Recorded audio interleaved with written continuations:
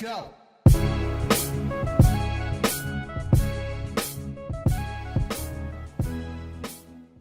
Welcome to the PRCA Fuse podcast. Now, what is it that separates a fast-growing agency from any other agency? Or what is it that separates a high-performing marketing team from any other marketing team? The answer, according to James, would be strategy. But knowing where to play and strategically can be very, very difficult. And this year is particularly hard because there's so much going on. You've got the advent of AI. There's a lot of fear in the markets due to the economic situation and geopolitical instability.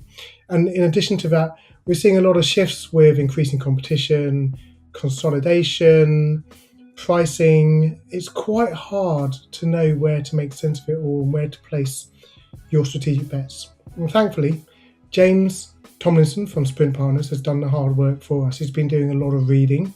He's been speaking to a lot of clients, and he's been dissecting what the 6 plays should be for agencies and for brands in 2026. He's here to provide a bit of clarity in this podcast. Enjoy. Thanks for joining me, James. So we're here to talk about your new report, the Advantage Agenda, 6 plays for agencies and brands in 2026. It's going to be an interesting year, I think. And you start off with your report with context about how the industry has changed over the last couple of years. Talk to me about what you've observed there. Yeah, sure. Yeah, hi, Adrian. I think every year is an interesting year, right? When you're working in the PR and comms industry, particularly if you're running an agency like yourself. Always a challenging year, always exciting. I think, in terms of summarising what's happening or what's happened over the last couple of years and what's potentially happening this year, I think it can come down to 3 words, which are more, and more. There are just so many more things for agencies and brands to think of, which has a knock-on effect, across the board, really. If you look at on the brand side of things, there are more agencies in the market. So there's more choice, which creates more competition. On the agency side of things, you've not only got that backdrop and more competitiveness, so it's incredibly important for you to stand out and have a really unique story that you drive hard through sales and marketing. But you've also just got more things to, occupy your headspace, more challenges to deal with, take AI, take cultural initiatives. And what that can cause sometimes is, a bit of paralysis. You don't have the headspace because you're so on the wheel of protecting your margin and trying to bring revenue into the business. So it's very hard to stop, think, get your head up and think, okay, this is how I'm going to strategically tackle this challenge. This is how I'm going to do that. And sometimes that paralysis can cause almost like a death by 1,000 cuts, really. And you see a lot of agencies struggling to move forward, maybe flatlining for a couple of years or slowly declining. So I think that's kind of the summary of it, that there are many more things to do, and it just makes it harder. I can totally relate. I think anyone who's led a business or been in a leadership position will always understand that there are so many competing different priorities. We have to do this, we've got to do new bids, we've got to keep the clients happy, we need to make sure we're a great employer brand. But really, you've only got so much resource, and you've got to put it in the right place to drive. Because otherwise, you try and do a little bit of everything, you end up doing nothing. And exactly that. Yeah. Right? Yeah, exactly that. And so what you've got here are these 6 plays. And I think reading your report, I'm eternally grateful because I think, oh, brilliant. Okay, this gives me a bit of clarity. How did you arrive at these different plays? Because you've got 6 for agencies and you've got 6 for brands. How did you get to these? Yeah, so it started with a lot of reading. I always like kind of November, December towards the end of the year because you've got all these trends and predictions that are coming out. You've got reviews on what works well. You've got agency show reels. So you're getting a lot of data and insight into how the market has been. I think the benefit of me not being in an agency this year meant that I wasn't trying to, drive my Q4 numbers and targets. So I had a little bit of headspace to stop, read about those trends.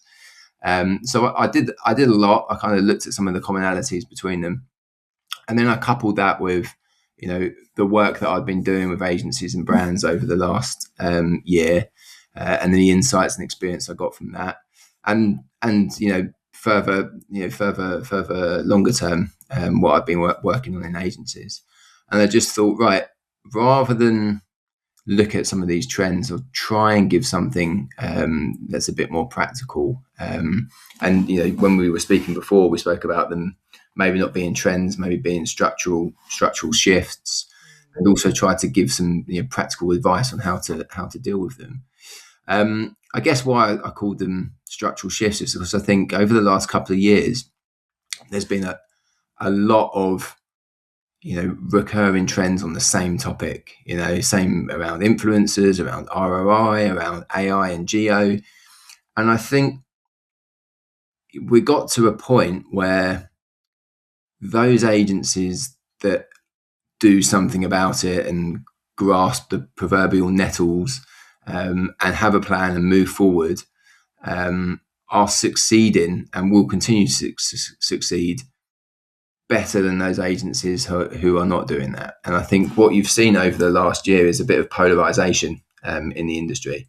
You're seeing agencies who are driving fantastic growth, like 20, 30, 40% growth, and agencies who are, struggling to stand still. So that's really what I wanted to look at, the things that I believe are going to really drive your business forward in 2026. Brilliant. I mean, it sounds a bit like that book. I think it's Jim Thomlinson, From Good to Great. What are the things that propel a company to greatness as opposed to just doing good? And it feels like you've gone into that gap and tried to find what the levers are to pull to really accelerate that growth, right? Yeah. Funny you say that. That's one of my favorite business books. It's a fantastic book. And his study is way more in depth and scientific than mine. I think for like a decade, he studied stock market performance linked to business traits. But thank you for the analogy. Is exactly it's a fantastic book.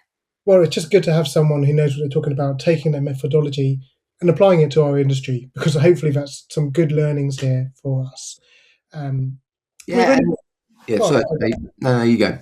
We've got half an hour here to go through this, and I've read the report. It's brilliant. There's a lot to take away, and I would urge any listeners who want to find out more to go and download it, and we'll talk about where you can do that at the end of this podcast. But I'd like to just dig into the first part, which is about agencies, and we're going to just talk about a few of these. But could you list the 6 plays for agencies? Just list them out, and then we're going to dig into a couple of these, if that's okay. Yeah, the first one was something I just mentioned, really, about this polarization. I think we'll see more polarization in the market between like tier 1 performing agencies and tier 2. And I think one of the ways you can try and make sure you're not in that gap and hopefully towards more of a tier 1 is having a very, very clear proposition, a strong value proposition, something that helps you differentiate from your competitors and an increasing number of competitors in the market. And now, having something bold, maybe slightly provocative, different, that's not going to maybe appeal to every single brand and client, but having something where you leave that imprint, on the client's mind and in the market every time you create content or you go out to pitch is important. People will remember how you made them feel, how you approached something, what your methodology was. So I think that's really important. Equally, in order to stand out in that competitive landscape, you've got to double down on your sales, marketing, and new business. And For me, I'm always very surprised when I go into agencies of varying size, from maybe 1 million to 15 million, how lean they are when it comes to process, tools, and resource for sales and marketing. Great phrase in agency life around new business is the lifeblood of your agency. So you need to really kind of be more sophisticated in what you're doing here, because that is going to help you grow your business, and that is an exact science doing that properly. So there are a couple of things in agency divide, and obviously the use of AI and doubling down on having great people and creative thinking is super important. The second one, you'll see, and this is often a sad story, that there's been a lot of people leaving agencies for various reasons, and senior people as well. I also see so much over servicing in agencies, like an eye-watering amount of over servicing, because clients are really pushing agencies hard because they know there's more choice. So having a leaner agency, both in terms of the number of people on the account teams, the number of people in your agency, so you can be a little bit more flexible, is important. So, and I've given some thoughts on how you can still have an efficient, maybe slightly higher margin business with a leaner, more agile workforce. Can I just jump in there on that point? Could you give us a good example? Have you seen an agency that's managed to reshape itself along those lines? Yeah, it's good. I mean, there's a lot of mergers that have happened, and then the output of that, if you think of the big scale, the Burson merger, the output of that was a lot of streamlining on a massive scale. Maybe something that's probably a bit more applicable or relatable. Probably what VCCP did, actually. When they took their existing legacy brands. Yeah. Some people said it was a great shame they lost brands like Harvard, but they've put them into VCCP Raw, and they've got a leaner agency as a result of that. They've got a good proposition, which is the point I was making, and they're really doubling down on their sales and marketing and promotion. So I think, that's a good example of three of those plays, I would say. And that's very interesting market signals they're sending as well, because I think it was just last week, and we're speaking at the end of January, just last week, that there's some rumours flying around that they're actually potentially looking for a buyer. Yeah, well. I did see that. Yeah. And it's quite interesting to make those moves before you do that, because there's a hope that actually by making those moves, you've got a strong management team, they know what they're doing, and they're creating efficiencies to create that margin which buyers are absolutely looking for, right? Yeah, and I think when you've been exposed to that world, you can definitely. You're not going to be able to press me on names here, but you can definitely see the signals of independent agencies who are gearing up for investment or sale. Rebrands, new websites, new management teams, or restructures of teams. So there is a bit of that happening, and the M&A last year, and private equity coming into the industry was reasonably good. So there's lots of talk of increasing M&A, particularly with independent agencies this year. Yeah, I'm going to go away and do some research and who's done that recently. I'm sorry, I had interrupted you. We were talking. Your second point was about leaner, sharper. Talk us through some more of the plays. Yeah, the other ones, just very very quickly, then, are around being more tech enabled. I think that's a fairly obvious one, but you've got to experiment with tech. You've got to find what works with you. It's not one size fits all of what works with each agency, but you've really got to develop a serious program, this year and over the next couple of years. You have to have an offer to speak to clients about. You have to handhold clients and educate them on how they can be using tech, and maybe some of the agencies' agents that they're using, and we can talk about that. But you have to have a story or a process that you speak to clients about, because they're going to ask about it, and your competitors will. And you've seen a lot of Taylor Herring, the Romans, Splendid, Frank, they've all come out and launched, AI or PR for geo tools recently. So that's an example there. Yeah, and geo. I feel like we've talked about geo quite a bit. Your report I thought was very interesting when it talks about agentic AI, particularly, and because I guess with our industry, there's two sides. One is what do we offer our clients in terms of geo? How do we create efficiencies? I would love, because you've got quite a broad view of what agencies are doing. Tell us what you're seeing with agencies that are using agentic well, and can you give me any examples of where you've seen agencies doing that well as well? Yeah, and I think the application of them can be basic through to incredibly market leading. I guess starting on the more basic side of things, I've seen agencies using agents to replicate research and insights and putting them into a certain strategic model, which speeds up that information gathering when you're drafting a comms plan or responding to an RFP and a pitch. I've equally seen them for writing tasks. So some agencies will maybe create like a persona or add in journalist previously written articles, and they would run through a press release or a media pitch and get a response on how to improve that. And then again with creative models, stress testing creative ideas. Once someone in the agency has come up with something, they'll run it via an agent just to stress test it from different angles. So that's perhaps more on a sort of the lower to mid level, and on the upper end, you've got big agencies like WPP with massive stack, and they've even opened it up to their clients, so their clients can get access to it. And I know a few of those clients who are using it, and that they think that's incredibly powerful. And then you've got those agencies that I mentioned earlier, Romans, Frank, Splendid, Taylor Herring, who've all come out and developed almost like proprietary platforms or processes for geo. So there's a total range across the industry of great examples happening.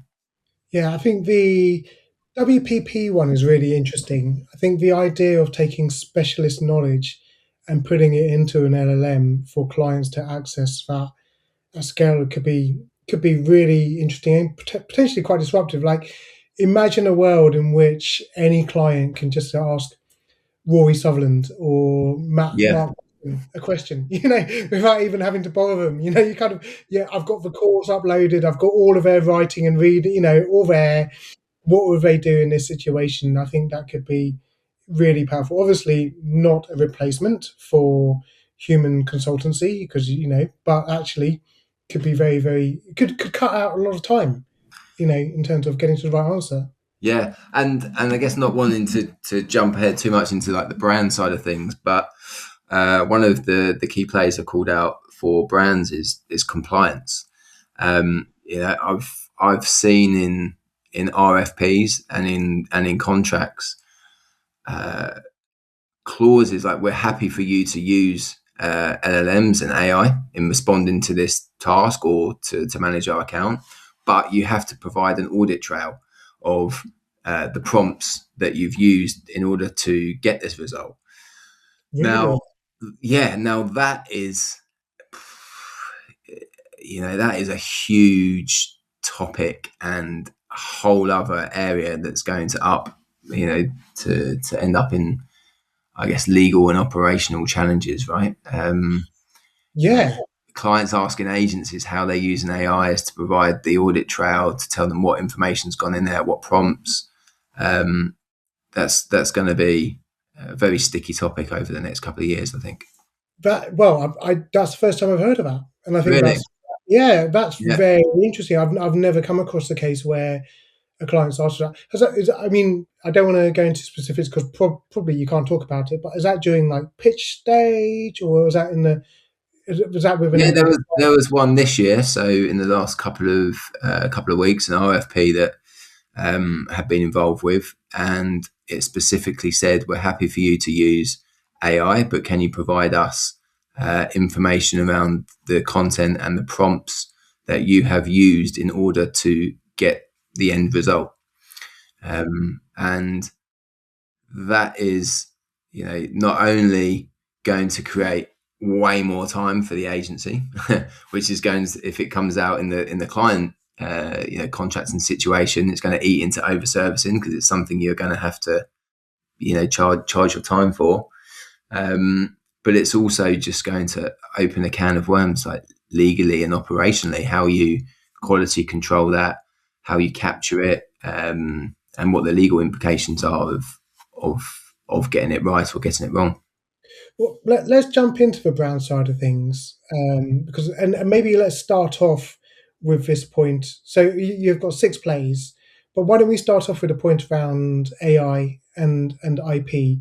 Because you talk about marketing compliance, which I think is a really interesting area to explore. Again, it's not something I've read a lot about, being a trend, but I think you're spot on in there. Can you talk to us? So you talked to us about one case there. You also highlight another case in your report, which I found really interesting, which highlights the tension between AI and IP in particular. Yeah. For our listeners, could you tell us a bit about that? Yeah, so there's been, I think, this weekend or the last couple of weeks, there's been some big stories when it comes to AI and compliance. So on one hand, you've got Grok and its use of people's images in inappropriate content. So I guess that's one example. You had last year a cease and desist order from Disney to Google, claiming that it was using its information to train its LLMs. You had a story at the weekend around Meta glasses and filming women and uploading it to TikTok content. There was a story of an influencer who did that. So it is everywhere, right? People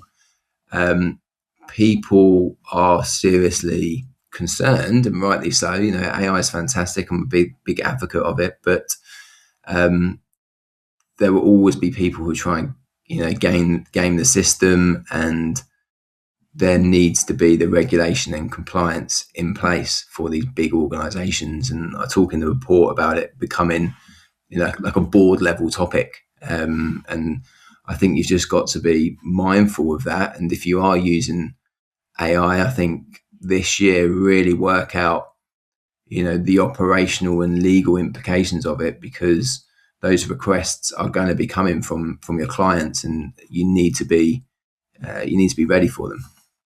What can marketers do to protect their organizations or even themselves from risk here? What are the things we need to be aware of?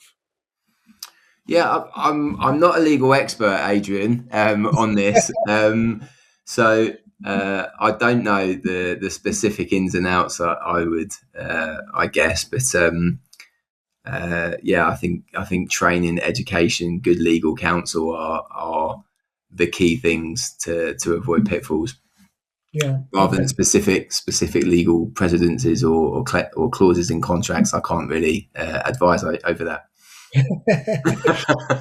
Well, we'll get some experts on board, but actually, it is right though. You need to get the principles correct, before. And I think a lot of people, we don't know enough about the technical side of things to be able to give very, very specific answers on this kind of stuff. Yeah.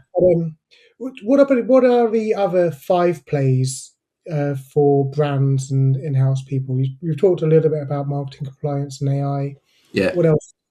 I think one that spans both brands and agencies is a really positive one. I think it's an increasing want and need for authenticity and that human involvement. You mentioned briefly earlier about human original thinking, both strategically and creatively. AI can't do that. AI also can't build fantastic relationships with clients and people in the industry. So I think, while I'm a big advocate of using AI for speeding up efficiencies and stress testing ideas and strategic thinking, you need to have really talented, smart people who know how to interpret what AI is giving you in the information and how to interpret it for the real world and for clients. So I think that's super important. And you're seeing both brands and agencies invest in top talent. Equally, on the agency side of things, the culture is really important. Continuing to invest in top talent, but also top initiatives.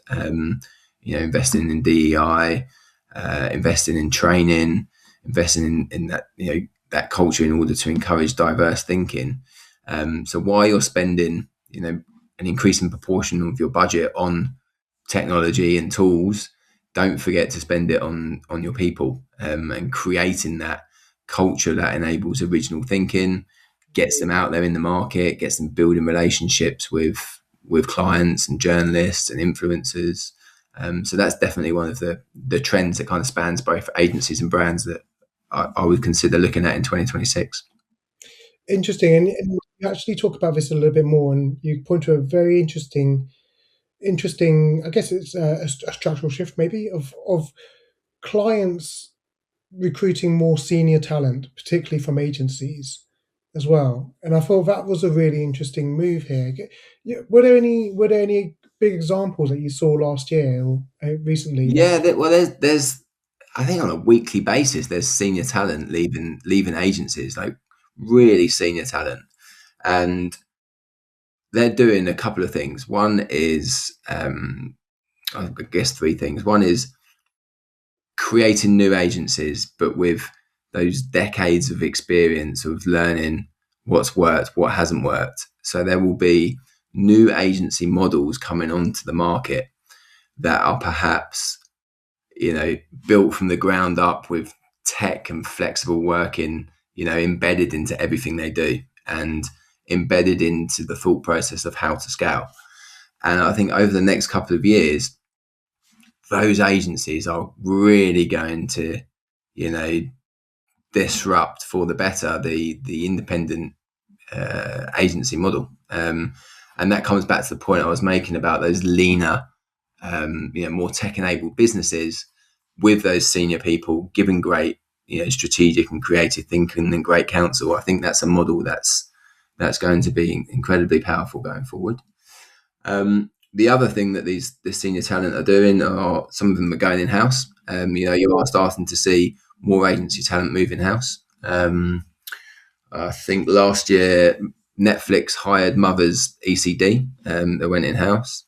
I had a look on some trade media websites prior to coming on here. I saw a good friend of mine who I worked with before, Sam Turvey. He was the managing director at H Advisors, so a corporate comms business. He's just moved in-house. So you are starting to see that talent move in-house as well. And then the third thing, it's creating those lean consultancy businesses, like small operation of maybe 1, 2, 3 senior people who can go in and advise on strategy operations to both agencies and brands. Does this mean that there's a bit of a move here? I mean, it feels like that there could be less need for bloated agencies from clients if they've got some talent in-house, senior talent in-house, if they can call upon these advisors as well, these very special advisors. Does that mean that is that going to reshape the relationship between clients and agencies? Yeah, really good question. I think if you're seeing more agency people go in-house, your clients are probably going to start thinking differently. They're gonna know the ins and outs of agencies and what works and what doesn't work and what they can charge for, what you can't. So that's always an issue for agencies. If I think on a big scale, more like creative agency world, if you're creating a big above the line campaign, you've shot your hero assets. Previously, you would charge your client for translation, transcreation, and you'd slice and dice those assets across multiple channels. That was always a tedious task, but one that was well paid for. Now, through the use of technology, you don't need to spend anywhere near as long as that, and therefore the cost of it isn't as large as it was previously. So that's an implication where perhaps agencies who focus too downstream and too much on the delivery of services, talking about, we do social media community management, we do influencer outreach, we do press office activity. That type of longer tail downstream activity is going to get swallowed by AI. Clients who know how to use that will just bring that in-house. So because there's no point paying for an agency to use AI to do it for you. So the agency client relationship should probably shift towards them providing big strategic creative thought process and then maybe working out together how they deliver it rather than the whole thing being outsourced to clients. So I think you'll see a small shift this year. And I guess that's why there's a shift from retainer models to project models, right? Because an agency comes up with a big strategic or creative idea, and then isn't always necessarily needed to do the ongoing delivery of it. I think I get the feeling that that's kind of an ongoing message within the whole report, this idea that actually we need to move up the value chain, particularly in PR and comms, with what we're doing. And, rather than thinking about the execution, it's much more about strategic thinking and strategic and creative consultancy for clients. Am I getting that right? Yeah, you are. I think one of the reasons why that is because of a lot of short-termism, right?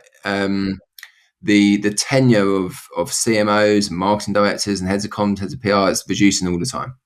About 3 years, according to the last report I saw in Harvard Business Review. 3 years for CMOs. Yeah, so when they go into that role, they're focused on quick wins, results, sales, unlocking more budget, unlocking bonus pots.